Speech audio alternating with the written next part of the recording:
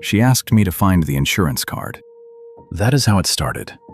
Not with a fight, not with lipstick on a collar, not with anything that looks like what it is in the movies. Cassie called from upstairs while the shower was running and said the renewal notice was in her work bag, and could I just find the card and leave it on the kitchen counter. I said sure. I was already in the kitchen, already half watching the game, already thinking about a job I had to do the next morning. Her work bag was on the chair by the back door, where it always is. Tan leather, kind of beat up, handle she keeps meaning to get replaced. I unzipped the main compartment. I found her ID badge, found the insurance card right away, tucked in the side pocket like she said. Found a granola bar wrapper, a pen she had clearly chewed the end of, a folded receipt from somewhere called Paloma's that I had never heard of. Then I found the other thing. It was in a small interior pocket that I did not know existed. I do not know how I found it. My hand just went in there looking for I do not know what, and my fingers felt the square foil, and I pulled it out thinking it was going to be an aspirin or a wet wipe or something. It was a condom. I stood in the kitchen with it in my hand and looked at it for probably 15 seconds without thinking anything. That is not a figure of speech. I genuinely went blank.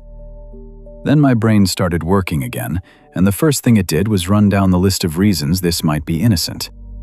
Cassie's sister put it in there as a joke. Cassie found it somewhere and picked it up out of some old habit.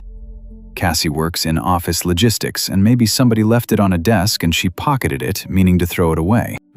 I went through all of those. I held them up in my head one at a time. And every single one of them had the same problem, which was that I know my wife, and Cassie does not do any of those things. She does not play practical jokes. She does not have habits like that from before we were married.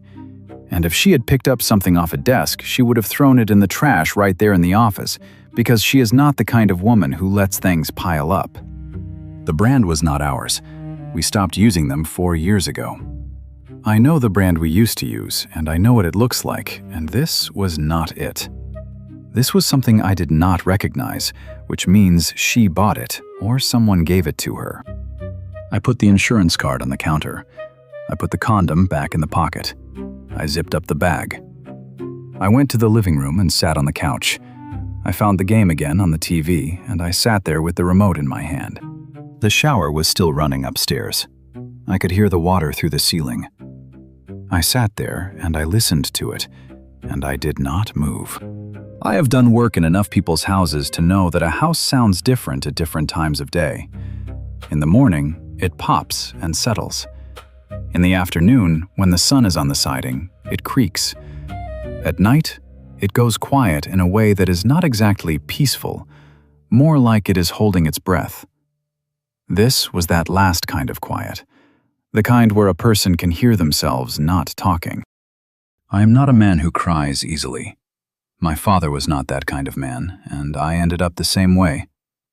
I'm not saying that like it is something to be proud of. I'm just saying I sat on that couch and I did not cry. What I did was look at the TV, and then I looked at the lamp in the corner, and then I looked at the photo on the shelf above the TV, the one from our trip to Asheville 3 years ago, where Cassie is laughing at something I said. Her hair was shorter then. I looked at that photo for a long time. When the shower stopped, I heard her moving around upstairs, the way I always can, her particular weight on the floor. She came down in her robe and asked if I found the card, and I said, yeah, it is on the counter. She got a glass of water. She came and sat beside me on the couch for a few minutes, and we watched the game together without talking, which was a completely normal thing for us to do. I thought, I could say something right now. I thought, I could ask her. I thought, I could pull the bag over here and unzip the pocket and set it on the coffee table and wait. I did not do any of those things. I watched the game. The third quarter was almost over. She went to bed before 10. I said I would be up in a few minutes. She kissed me on the cheek and went upstairs. I turned the TV off and sat in the dark for a while. We met at a friend's birthday thing at a bar in Kettering. Cassie was there with somebody from her old job, and I was there because my buddy Marcus had turned 30 and wanted everyone he knew in the same room. She was standing near the bar with a vodka soda, and she was wearing a yellow top, and she looked like someone who had better places to be but was making the best of this one. I introduced myself. She gave me a look that was mostly skeptical and a little amused. And that was it. I was done. We were married inside 2 years. Bought the split level off Wilmington Pike the year after that. I was doing HVAC service calls for a company called TriStar, working my way up. Cassie had just moved from her old logistics job to the regional firm she is at now. Better money and a real benefits package. We were busy in that way early marriages are busy, too tired to fight much, building something. I thought we were building something. She is good at her job. That is not a small thing. She is the kind of person who knows the name of every vendor, keeps the relationships running, gets called when things break down. She worked late sometimes. I understood that. I work long days too. When it is July and the whole city is running on window units and residential systems that should have been replaced 3 summers ago, I do not get home before 8. She never complained about that. The signs were there. I know that now. At the time, I read them as the friction of 2 tired people sharing a house. The gym membership was the first thing, I guess. She had belonged to the YMCA for years, lap swimming mostly. Then in June, she switched to a place called Momentum Fitness. Better equipment, she said, closer to the office. I thought nothing of it. The phone started going face down in August. Not always. Just when she was on the couch and I came in the room, it would turn over. I told myself I was imagining a pattern. The team dinners. Those started in late summer. Not every week, but often enough. Always a weeknight. Always she texted me on the way home that they had grabbed food after a late call. I ate alone a couple of times and watched TV and thought about how long she had been working at that company and whether she was getting burned out. The moment I keep coming back to is a Saturday in September. We were at the kitchen table. I was looking at a spec sheet for a commercial job I had coming up that week. She was on her phone across from me. She laughed. Just once, short, the kind of laugh that happens before you can stop it. I looked up and she was looking at her phone with an expression I had not seen on her in a while. Soft, a little lit up, the way people look when something pleases them privately. Then she looked up and saw me looking. The expression closed. She put the phone in her pocket. I said, "What?"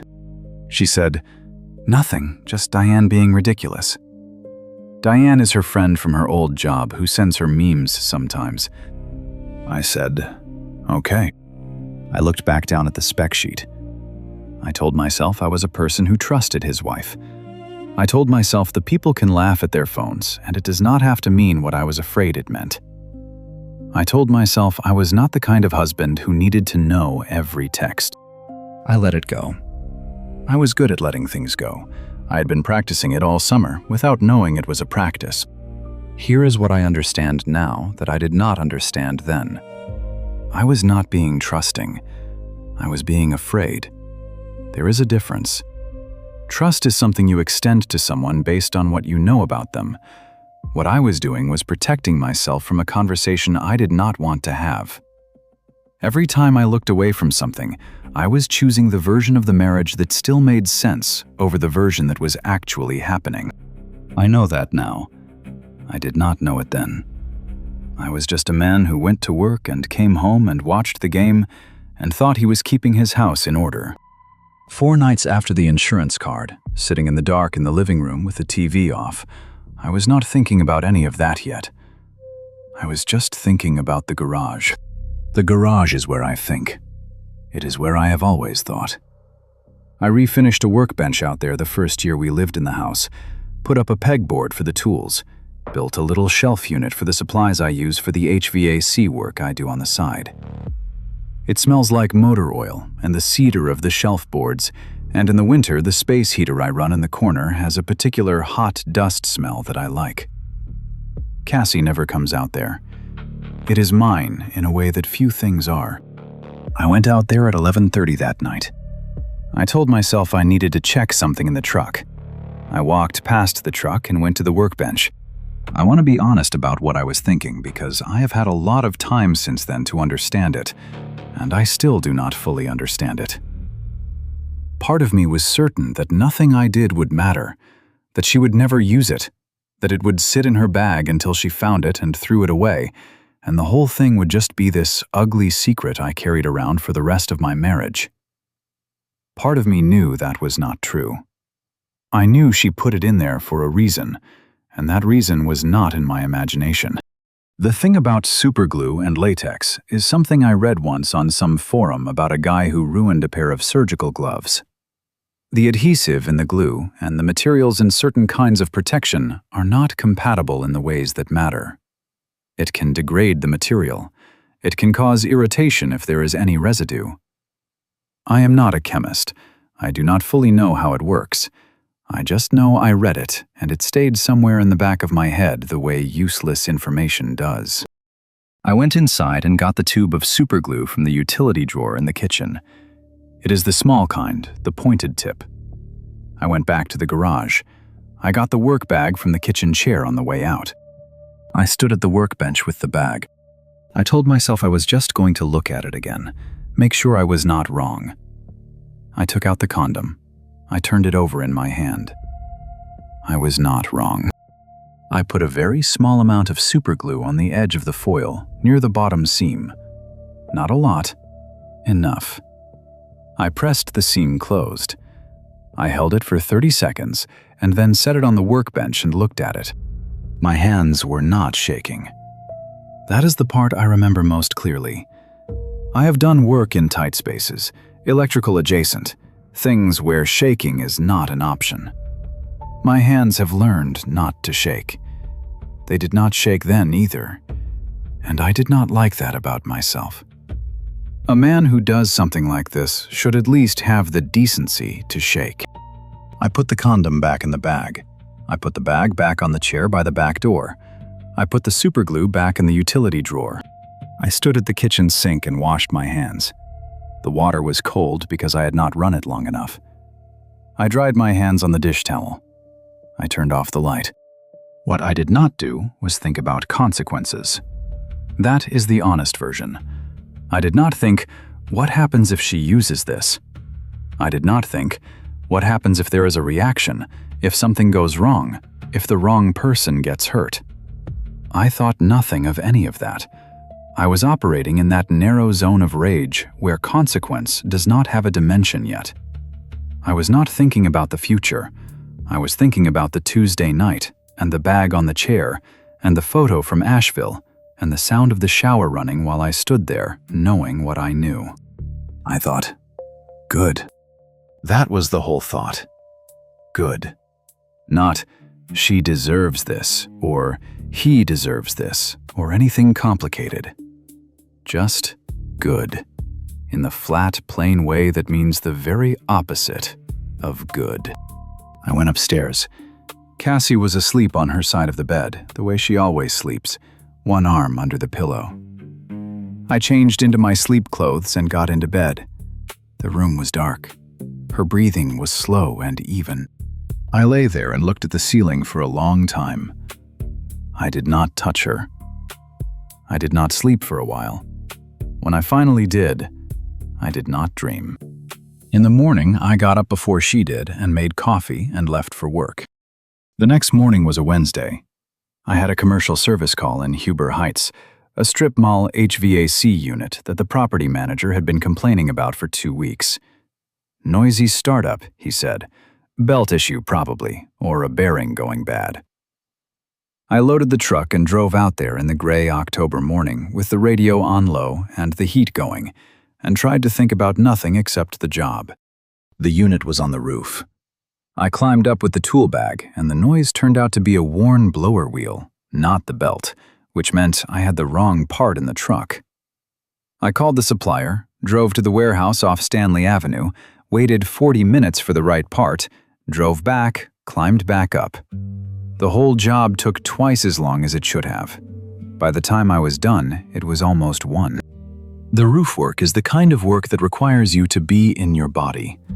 Cold up there in October, wind from the northwest, the metal around the unit slick in places. You are not thinking about your marriage. You are thinking about your footing and the part in your hand and the order of operations. For about 2 hours, I was just a man doing a job, and that was the most comfortable I felt all day.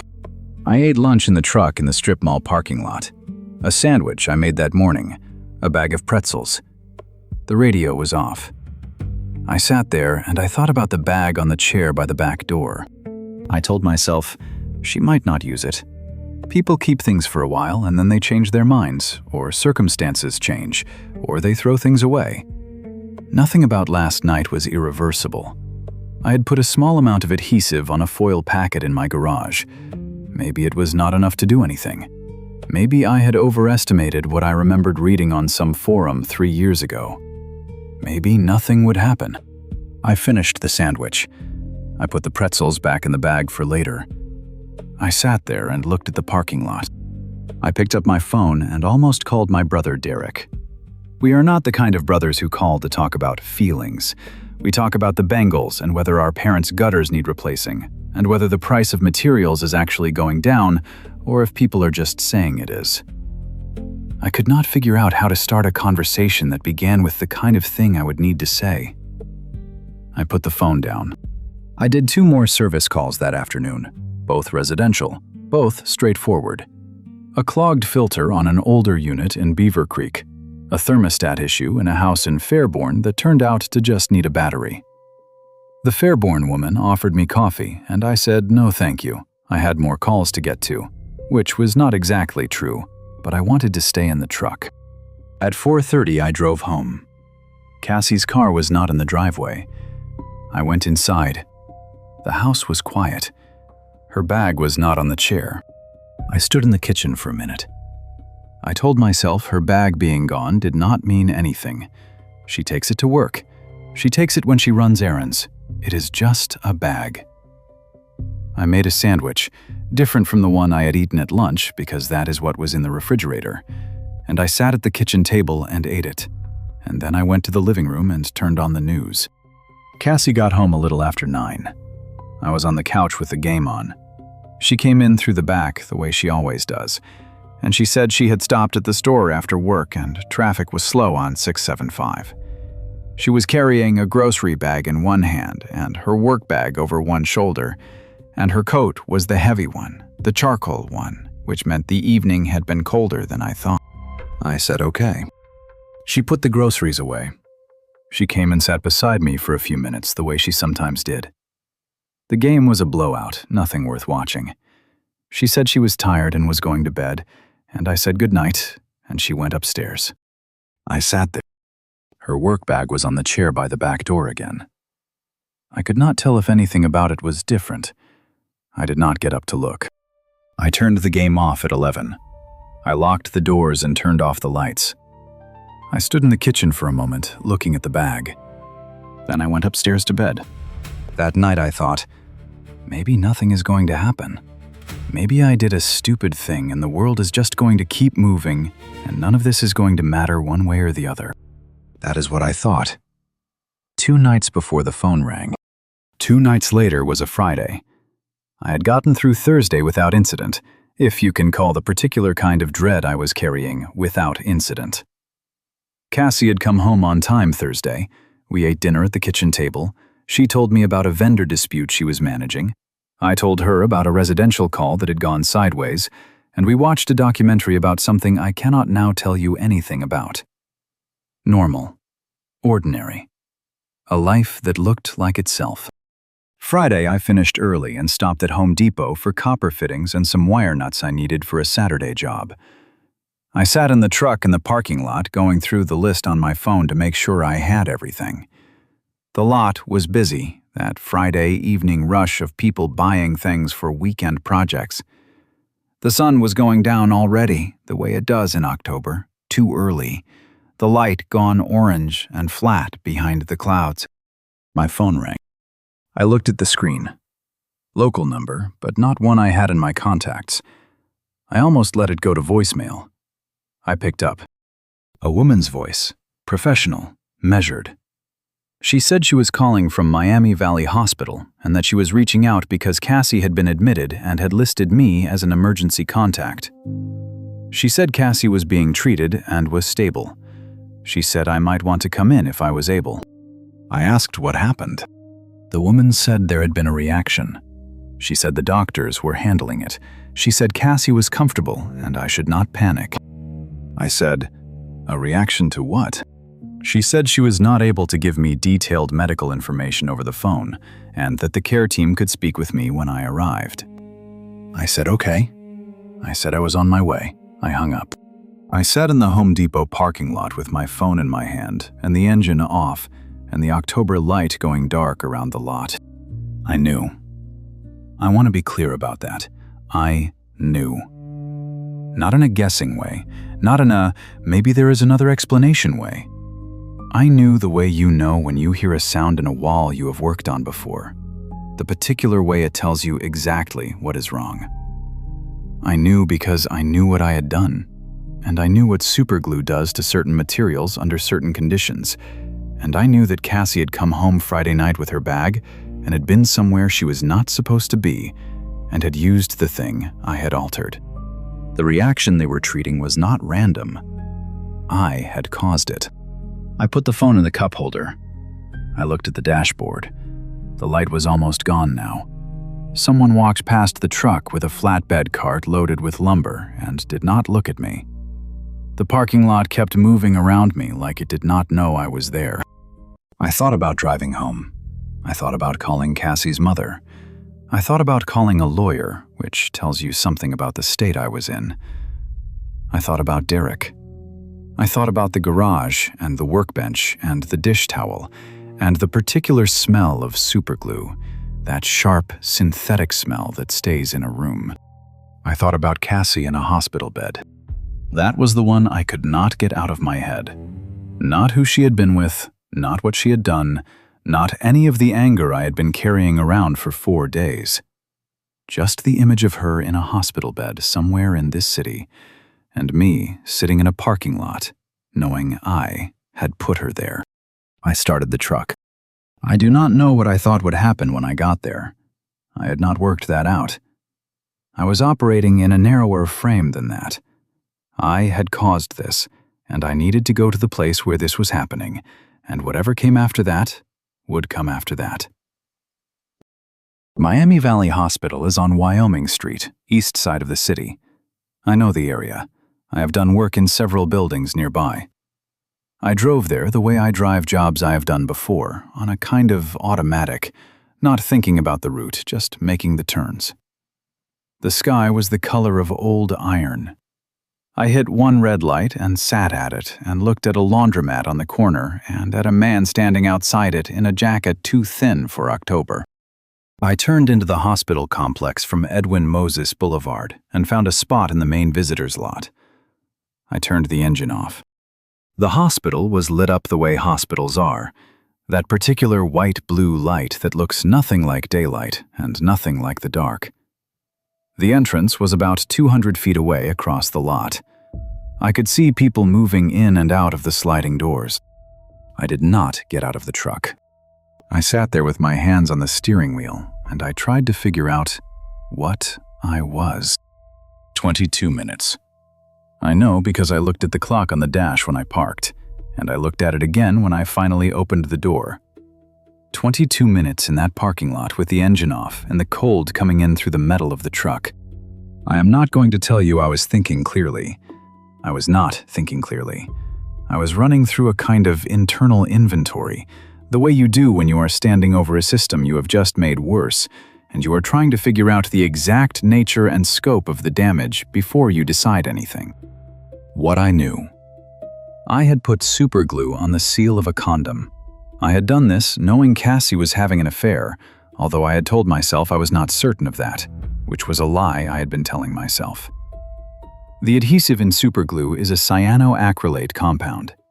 What cyanoacrylate does to latex under friction and heat is not something I can tell you with a chemist's precision, but I know it degrades the material, and I know that residue can cause significant skin and mucous membrane irritation. I had known this when I did it. I had done it anyway. Whatever reaction Cassie was being treated for, I had caused it. That was the factual statement. I sat with that. What I could not figure out was who else knew. The hospital had called me because I was the emergency contact. That much was clear. Whether anyone had connected the reaction to its cause, whether any doctor or nurse had a reason to ask what exactly had caused the irritation, I did not know. Whether Cassie had connected it herself, whether she knew what had happened and knew it was not accidental, I did not know that either. I picked up my phone twice to call Derek. Both times I put it down. Not because I did not want to talk to him, but because I did not know what I would say. Derek is a straight-line thinker. He would ask, "Did you do this?" And I would have to say, "Yes." And then he would ask, "Why didn't you just talk to her?" And I would not have a good answer for that. I thought about driving away, not from Derek, from the hospital, from all of it. I thought about it as a concrete option. I could start the truck, I could drive to a hotel, I could call a lawyer in the morning and start the process of protecting myself and let Cassie figure out the rest from there. That thought lasted about 30 seconds before I understood what it was. It was cowardice dressed up as strategy.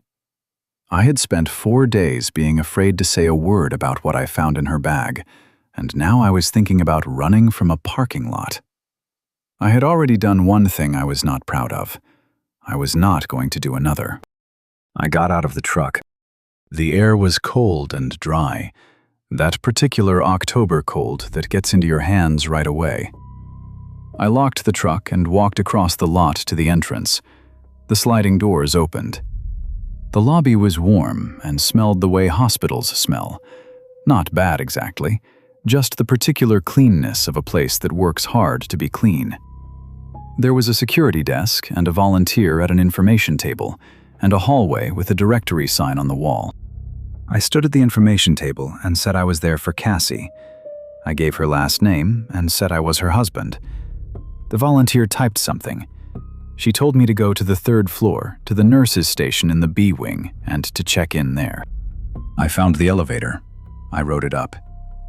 The doors opened on a hallway that was quiet. Not midnight quiet, more like the suppressed quiet of a floor that is managing several things at once. There were nurses moving between rooms. There were carts.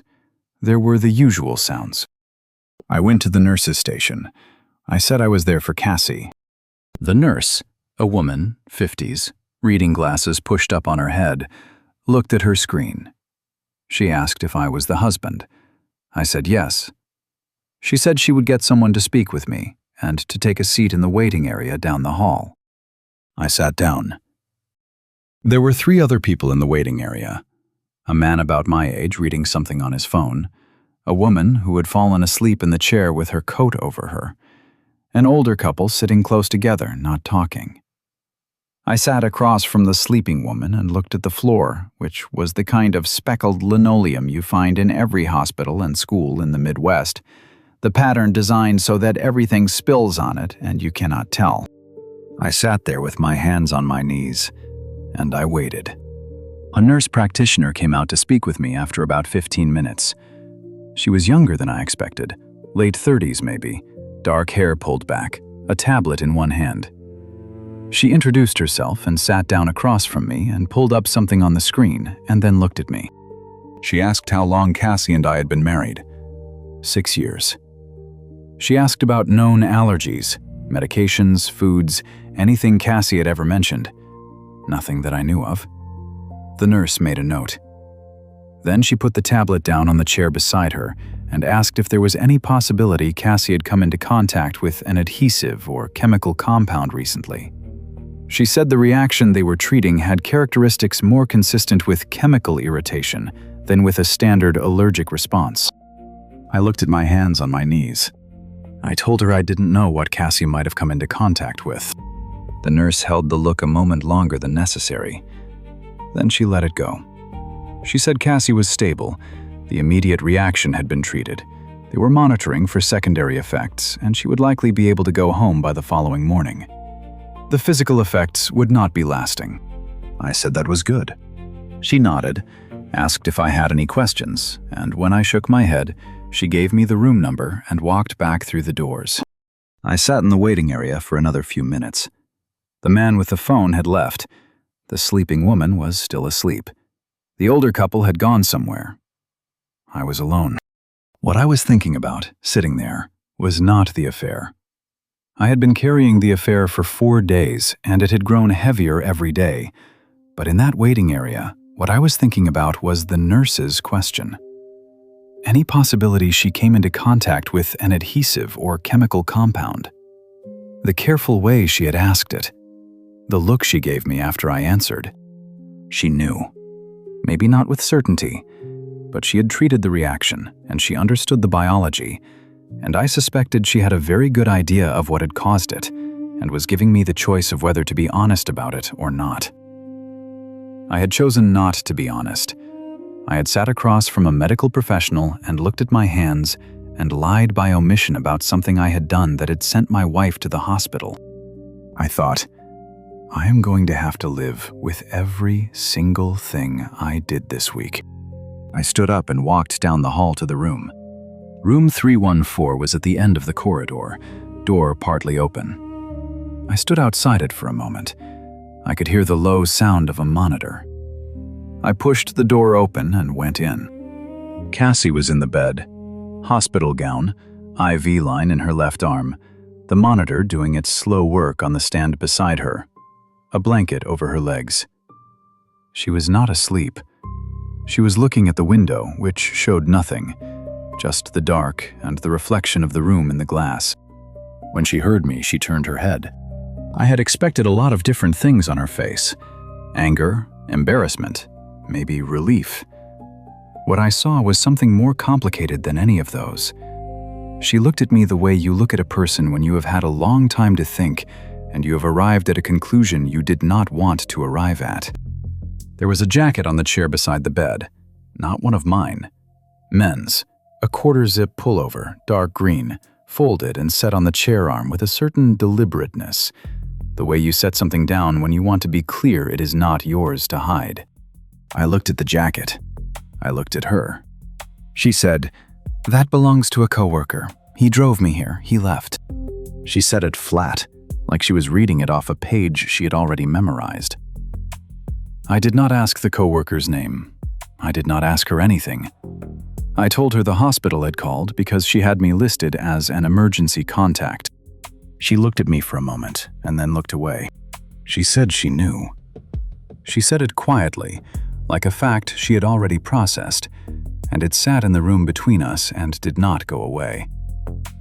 Outside in the hallway, someone was pushing a cart with a squeaky wheel, the sound coming and going, and then fading down the corridor until the room was just the monitor and the two of us. Neither of us spoke for a while. She was looking at the window again. I was looking at the jacket. It was Cassie who broke the silence. She said she knew what had happened. Not what I had done, not yet. She knew what the reaction was. She had figured it out in the ambulance. She had put it together the way a person does when they have time to think and there are not many explanations available. Then she looked at me, not as a question. She told me, "You found it." I did not say anything.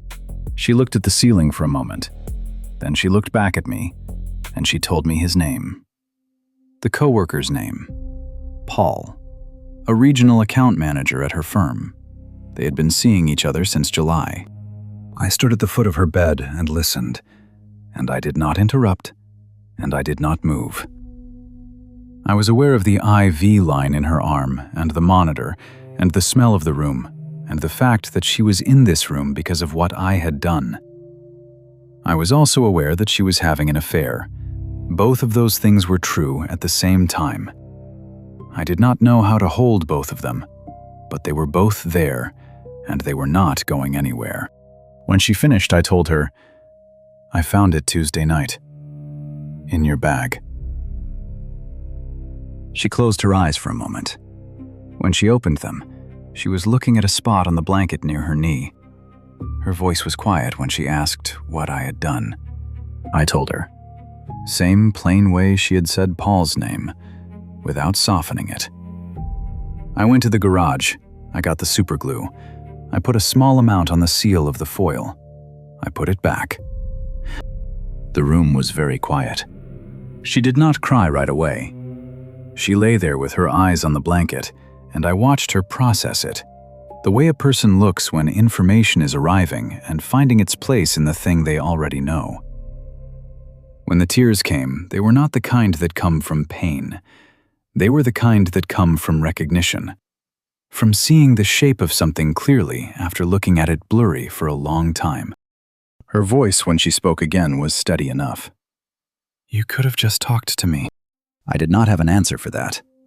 The true answer was, I could not.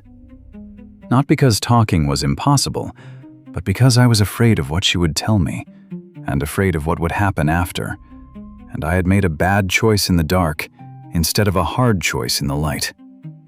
I knew that. I was standing there knowing it, and knowing it was not the same as being able to say it in a way that helped. I told her I knew. She turned her face toward the window. There were tears on her face, and she did not wipe them. I stood at the foot of the bed. She wanted me to go. She said it quietly, without anger in it, which was almost worse than anger. She said she was going to call her sister in the morning, that she would be fine, that she wanted me to leave. She did not look at me when she said it. I looked at the jacket on the chair. I thought about picking it up and setting it on the floor, some stupid territorial thing, and I did not do it. I left the jacket where it was. I walked to the door. I turned back once.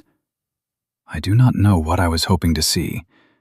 She was looking at the window, her face turned away, the monitor doing its work, the light in the room the particular flat white that does not belong to any time of day. I told her I was glad she was okay. She did not turn around. I went out into the hallway and walked back to the elevator. The woman with the coat was still in the waiting area, still asleep.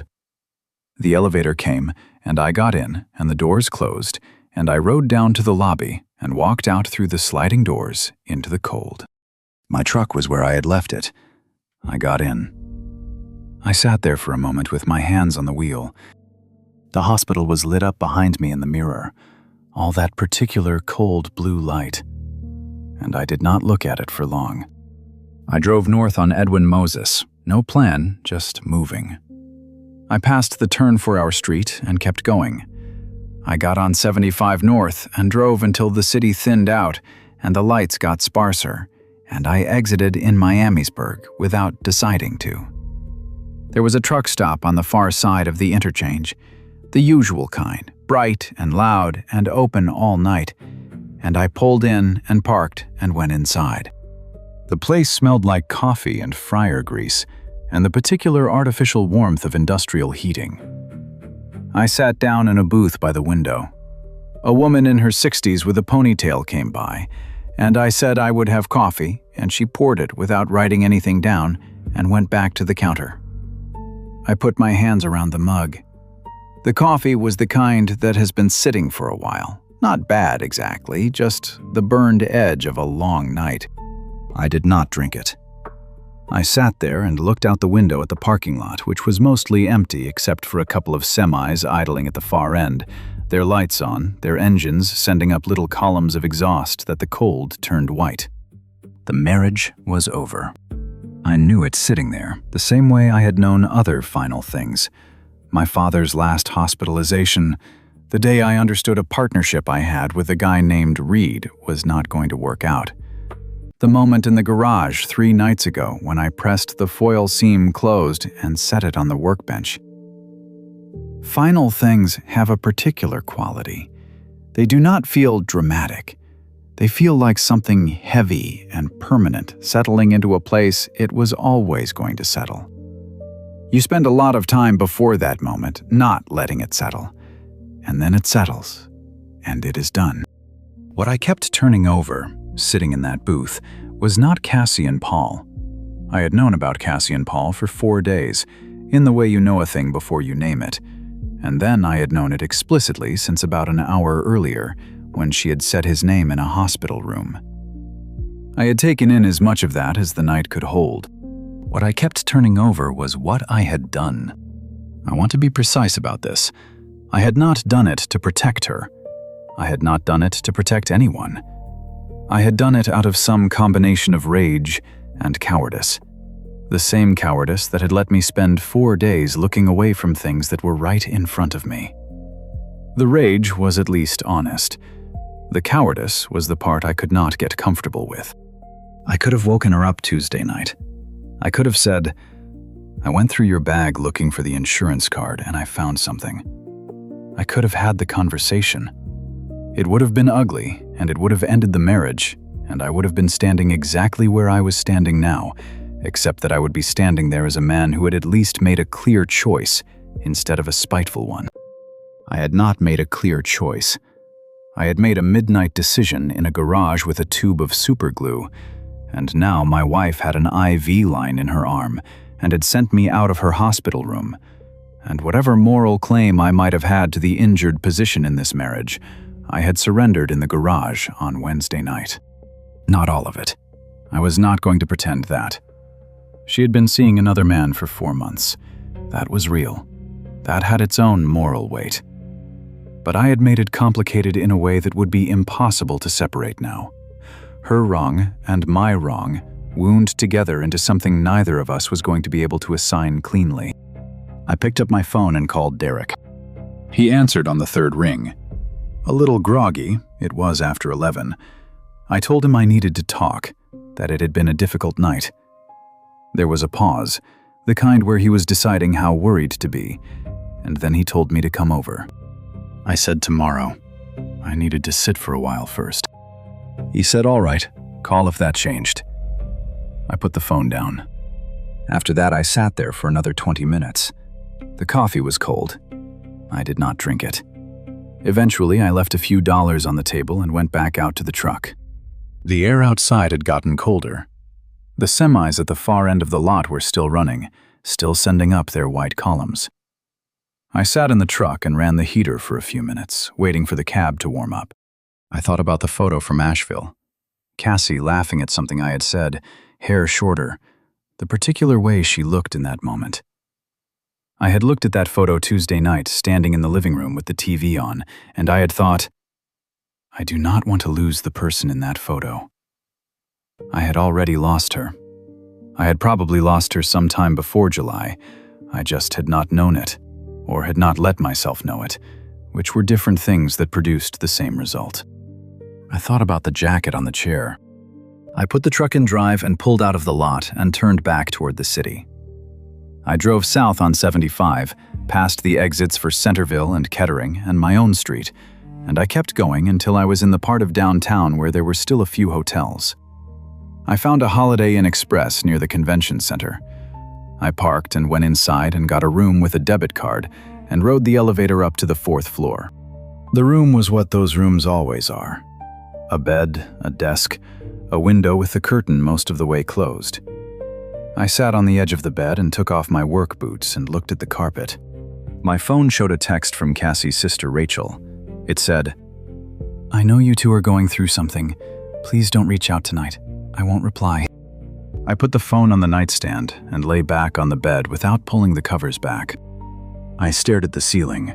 The heating unit under the window clicked on and off. The room smelled like industrial cleaning products and the faint ghost of other people's stays. I lay there until I fell asleep, which took a long time. The first 3 days in the hotel, I did almost nothing except go to work and come back. I told my boss, Marcus, not my buddy Marcus from the birthday bar, a different Marcus, Marcus Tillman, who has run TriStar for 11 years. I told him I was dealing with some personal issues and might be a little unreachable after hours for a while. He nodded and said, "Take whatever time I needed." Marcus Tillman is a straightforward man. He did not ask what the personal issues were. I appreciated that more than I could have explained to him. The jobs helped. I am not going to pretend they did not help. A blower motor does not know that your marriage is ending. A refrigerant leak does not pause to consider your circumstances. I showed up to a job in Huber Heights on Saturday morning, and a woman in her 60s told me the system had been making a grinding noise for 2 weeks, and I found the issue in about 4 minutes, a worn bearing on the fan assembly, and I replaced it and tested the unit and told her what had happened and what I had done, and she thanked me. And that was the whole transaction. It was a small thing. I drove to the next call. I went to Derek's house Saturday night.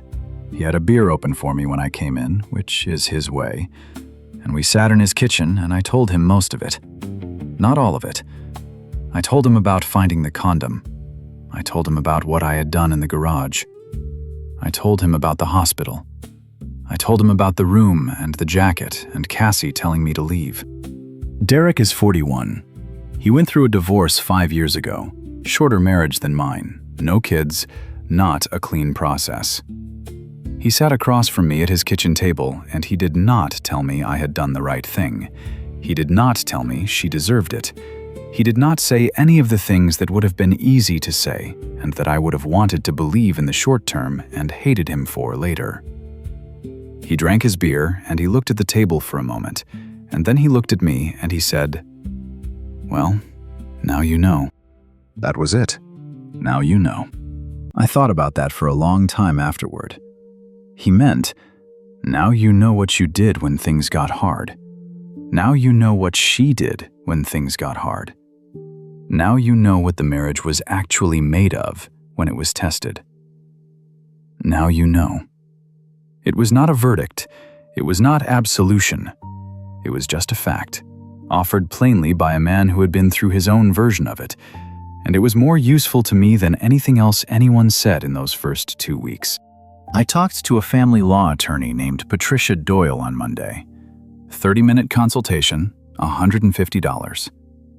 She explained the basics of the process in Ohio, what to expect, how long it would take, what documentation I would need to gather. She did not ask me to tell her the story of the marriage. She asked the practical questions. It was a relief to be in a room where nobody needed to know about the garage. I did not hear from Cassie directly during those 8 days. I got 2 texts from Rachel, both of which said some version of, "Things are being processed, please give it time." I did not reply to those. I got a text from a number I did not recognize on the 4th day that just said, "You should be ashamed." I assumed that was Paul. I deleted it and blocked the number. On the 8th day, I drove to the house. I had called Cassie the night before and told her I needed to come by to get my tools and some clothes, that I would be there in the morning, that I would be quick. She texted back, "Okay." 1 word. I did not know what she had been doing in the house that week, whether she had been there every night or whether she had stayed somewhere else part of the time. I had not asked. The house was technically still mine too, for now, but it did not feel like mine, and I was not going to act like it did. I got there at 7:30, before she normally left for work. Her car was not in the driveway.